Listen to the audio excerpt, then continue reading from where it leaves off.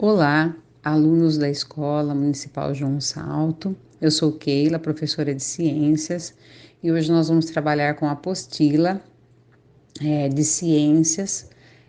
As páginas é de 3 a 9, né? Nós vamos trabalhar com a parte do conteúdo até a página 7, depois vem as atividades que eu vou pedir no final para que vocês façam.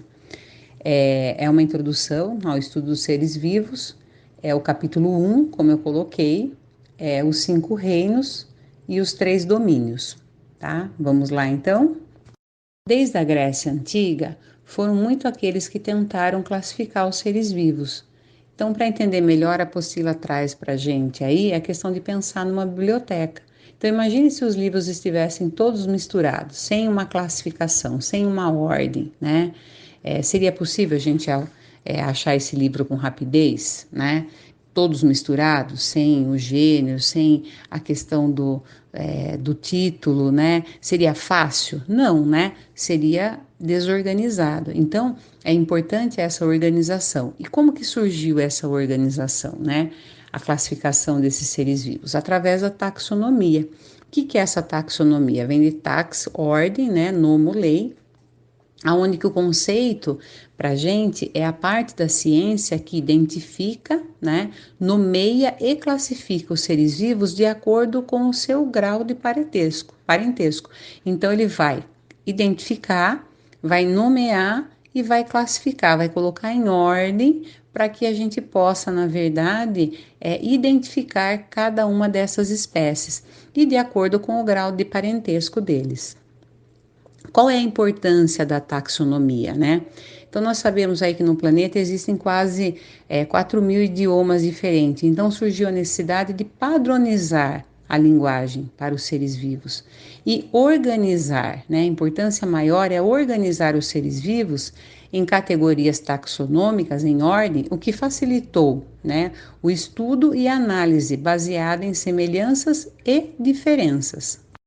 Então, Linneu, né, apresentou, né, na sua obra e propôs um sistema de classificação bem elaborado com base científica, que inclusive depois, mais tarde, foi aperfeiçoado, né, e posto em prática com um Código Internacional de Nomenclatura também. E ele colocava principalmente, né, além dessa classificação, o conceito de espécie. Começava por espécies, que espécies são indivíduos que se reproduzem e cuja prole é fértil, ou seja, espécie são indivíduos que reproduzem e dão seus descendentes férteis, né? E Linneu reunia espécies com as mesmas características, no mesmo gênero, utilizando uma nomenclatura binominal e em latim, tá? Aí ele foi considerado, né, o pai aí da taxonomia, né, esse botânico, e ele tem alguns princípios, né? Quais são os princípios? A base da classificação dele é na espécie. Ele tem aí toda uma sequência para reunir e para classificar, né? Então eu comecei aí do maior para o menor. Eu tenho o reino, depois eu tenho o filo, tenho a classe, tenho a ordem, tenho a família, tenho o gênero e a espécie. E depois também o uso das palavras latinas. Por quê? Porque o latim é uma língua morta, né? Ela não sofre mudanças e ela é conhecida por toda a comunidade científica. E também a nomenclatura binominal, né? Binominal é para a questão das espécies. Nós vamos ver lá, é composta pelo gênero e pela espécie, que eu já vou colocar um exemplo para vocês a seguir. Por exemplo, aí, né, ó, que eu falei agora. Como é uma nomenclatura binominal, então nós temos aí felis, gatos, né? Então eu tenho o gênero e tenho a espécie. Depois eu tenho lá pantera, tigres, né? Então eu tenho o nome do gênero e eu tenho a espécie. Então é classificando esses seres vivos. Linneu reuniu principalmente essa nomenclatura binominal, a qual a gente chama. E a partir de espécie e gênero, outras características foram criadas. Se as espécies semelhantes compõem um gênero, os gêneros vão compor aí a questão da família, Depois nós temos assim as famílias aparentadas constituem a ordem. A ordem pode representar a mesma classe, assim como várias classes parecidas originam um filo e todos os filos próximos são do mesmo reino. Então, na apostila, vocês têm o exemplo do homem, né, do ser humano com a ariranha. E eu coloquei para vocês aqui do homem com o cão, mais um exemplo ainda que eu vou falar. Então, veja só, a espécie, né, é única, né, cada uma a sua, e cada agrupamento vai se formando do reino do maior para o menor, tá, que vai chegar na espécie, ou da espécie do menor para o maior até chegar no reino, tá? Então, o reino aí animal, né? É, o homem e o cão. O filo é cordata para os dois, né? Presença da notocorda. Classe mamália para os dois. Ordem mudou.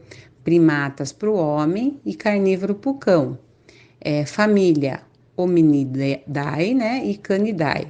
E gênero Homo e cão Canis. E espécie Homo sapiens e Canis familiares. Então perceba que a espécie é única, né? O Homo sapiens é do homem e o cão lá, né? Canis familiares. Aí até a ordem, se a gente for crescendo agora do menor para o maior, a gente vai perceber que a espécie é diferente, né? Cada um tem a sua.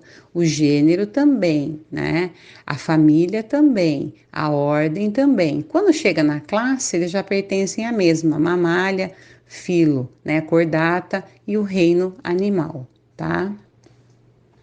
Exemplo do nome científico, tá? Então nós temos aí a questão aí da pantera onça, né? Então veja só que nós já falamos. Pantera, o nome científico é Pantera leou, né? E onça, o nome científico Pantera onça. Então como que fica? O primeiro é o gênero, tá? E o segundo é a espécie. O gênero, ele tem que ser escrito com letra maiúscula, e a onca aí, né, que vocês estão vendo aí, ela é a espécie, ela tem que ser escrita com letra minúscula, tá? E a letra desse nome científico, ela tem que estar diferenciada do texto. Então, ela tem que estar em itálico ou em negrito. E se caso a gente venha escrever, né, o nome científico, nós temos que grifar ainda embaixo a questão da pantera aí onca, né? A pantera onça aí.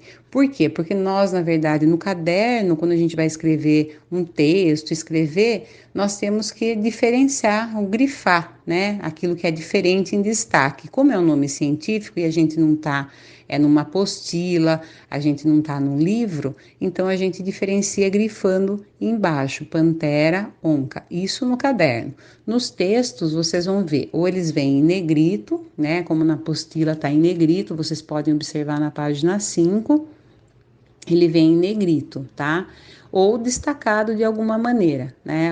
Letra itálica, sublinhado em negrito, aí depende, tá bom? Grifado e tudo mais, tá? Só então para finalizar esse slide, recapitulando, a pantera onça, né? O nome do gênero é primeiro com a inicial maiúscula, né? Então a inicial é maiúscula e a espécie, a inicial é minúscula, é o segundo, a espécie, tá? Ela deve vir no texto destacada, né, em negrito, itálico, e para nós, no caderno principalmente, com um traço grifado, né, para poder destacar. E vocês veem aí que esse nome é derivado do latim, como eu falei para vocês, porque é uma língua morta no qual não tem modificação e é vista por toda a comunidade científica. Em 1969 foi elaborada uma proposta de agrupar os seres vivos em 5 reinos, o que foi bem aceita, com algumas modificações que vêm sendo feita de lá para cá. Então, é o reino Monera, é o reino Protista, Fungi, Animalia e Plantae. Animalia dos animais e Plantae das plantas, tá? E o primeiro que nós temos aí é o reino Monera. Então, quais são as características principais? Porque mais para frente nós vamos estudar cada reino com características específicas, né? Então, vamos ver agora de uma forma geral as características gerais mesmo de cada grupo, tá? Seres unicelulares, que têm uma única célula, procariontes, que não possuem o núcleo organizado, como nós vimos, autótrofos, aqueles que produzem seu próprio alimento, ou heterótrofos, aqueles que não produzem o seu próprio alimento. Quais são os exemplos desse grupo, né? As bactérias e as cianobactérias, que são as algas azuis, tá? O segundo grupo aí é o reino protista. Quais são as características gerais do reino protista? Então, são seres eucariontes, então eles já possuem um núcleo organizado, tá? Unicelulares, que têm uma única célula, protozoários e algumas algas, ou pluricelulares, várias células, as outras algas, né? E autótrofos ou heterótrofos, produzem o seu próprio alimento quando autótrofos. Heterótrofos não produzem o seu alimento, né? Vão em busca dele, tá? Aqui nós temos alguns exemplos de algas pluricelulares do reino protista. Depois nós temos o terceiro reino, que é o fungi, que é dos fungos, né? Eles são unicelulares ou pluricelulares, eucariontes e todos heterótrofos, né? Então, eles não fabricam o seu próprio alimento, eles vão em busca, né? Tanto é que tem alguns, os fungos aí, né, atuando, na verdade, como decompositores, né? Transformando a matéria orgânica, né, em sais minerais ou consegue seu sustento por meio da matéria orgânica viva, né, agindo como parasitas, tá? E a levedura, nós também temos aí um fungo unicelular, uma célula só. O reino animalia, então, qual é a característica? O quarto reino nosso são seres pluricelulares, né, várias células, eucariontes, têm o núcleo organizado, heterótrofos, né, não fabricam seu próprio alimento. Eles são aí para gente invertebrados, né, aqueles animais que não possuem esqueleto interno, e os vertebrados, que possuem um conjunto de peças ósseas, né, articuladas, que são os esqueletos, tá? E aí nós temos alguns exemplos também que pertencem ao reino Animalia e o reino Plantae, que são as últimos aí, né? Os 5, né? É o quinto que nós estamos vendo. Então, eles são seres pluricelulares, então, várias células, eucariontes, possuem o núcleo organizados e todos autótrofos, ou seja, produzem o seu próprio alimento, tá? E nós temos aí alguns exemplos, porque no reino Plantae tem uma divisão, né? Desde os mais simples aos mais complexos, que nós também vamos ver quando estudarmos mais para frente. Então, nós temos aí as briófitas e pteridófitas, né? Que é o caso dos musgos, hepáticas, né? Que nós temos. E depois aí as gimnospermas, a questão dos pinheiros, tá? E as angiospermas, que são aquelas mais completas que nós vamos chegar, que vão ter flores e vão ter frutos, tá? E para encerrar, nós temos os novos domínios. Então, os 5 reinos citados, né, no início do capítulo, do qual eu já expliquei para vocês, agora, né, os 5 que nós vimos, Monera, Protista, Fungi, Animalia e Plantae, né, eles, na verdade, estão sofrendo aí modificações, né? Foram introduzidas, na verdade, correções foram feitas, né? E os 5 reinos estão aí, os quais eu apresentei para vocês. Mas nós observamos aí que além dos reinos, nós temos algo maior, né? E o que é esse algo maior? É uma categoria de classificação mais abrangente que o reino. Então, os reinos ainda estão dentro de algo maior, que na verdade nós chamamos de domínio, que reúne também as características, tá? Então, vocês vão ver na apostila também, na página 7, vocês vão fazer a leitura de acordo com o que a Pro está explicando para vocês, e vocês vão ver que o domínio é uma categoria acima do reino, e ele coloca em três, reunindo e classificando, como nós falamos, para tornar mais fácil. Então, o domínio da árquea, né? Domínio da árquea que nós estamos aí, são os moneras, né?